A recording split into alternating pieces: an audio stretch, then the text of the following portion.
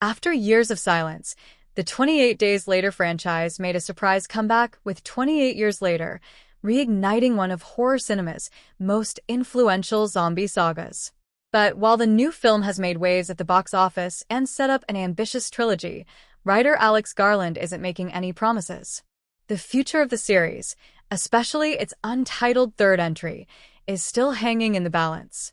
In a recent interview, Garland offered a candid look at the uncertain road ahead, admitting that despite creative momentum and fan enthusiasm, the full trilogy may never reach the finish line.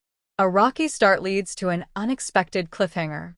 Originally, 28 Years Later wasn't conceived as a trilogy. In fact, Garland revealed that his first attempt at a sequel didn't quite work. It was quite generic, he admitted, explaining that the initial version felt too conventional to stand apart in a genre already saturated with post-apocalyptic tropes. Director Danny Boyle, returning to the franchise, helped identify the problem. The first draft's central conflict, corporate and military entities vying to weaponize the rage virus, wasn't compelling enough. That realization cleared the slate for a more ambitious approach. Years after 28 Weeks Later, the team rethought the project entirely, and a larger, interconnected story began to emerge. With 28 Years Later, Garland and Boyle decided to take a risk. Rather than cram a massive story into a single movie, they crafted it as part one of a larger arc. The result? A bold cliffhanger ending and the promise of the Bone Temple, already confirmed for a 2026 release. However, as Garland warns, we knew we might never get to complete it because of the nature of the film industry. The cliffhanger that left fans wanting more. 28 Years Later left audiences stunned as the mysterious Jimmies, teased throughout the movie, arrived at the last moment to save the young survivor Spike. Their arrival sets up a major arc in the sequel, the Bone Temple, and potentially positions them as central players or even villains in the third and final chapter. Garland hinted that these characters are key to the trilogy's continuity. Some key characters from the first film that you're introduced to, such as the Jimmies, carry over, he said.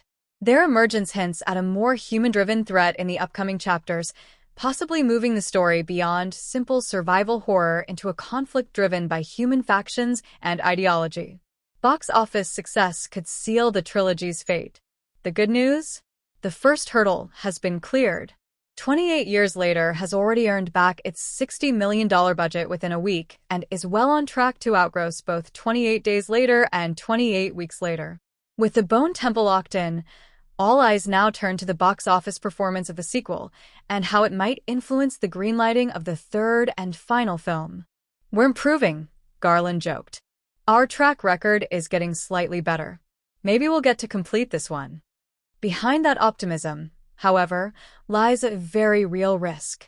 If the Bone Temple underperforms, the trilogy might be left incomplete, leaving audiences with a half-finished saga and another decade of unanswered questions. Can HBO finish what the movies might not? Interestingly, should the final film not materialize in theaters, streaming platforms like HBO or Netflix might offer a backup plan.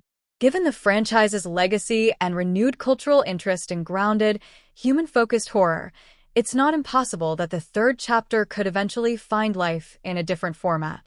But for now, the fate of the 28 Years Later trilogy rests squarely on its box office performance, and whether fans rally around the franchise's second wind. 28 Years Later is now playing in theaters. The Bone Temple is set for release in January 2026.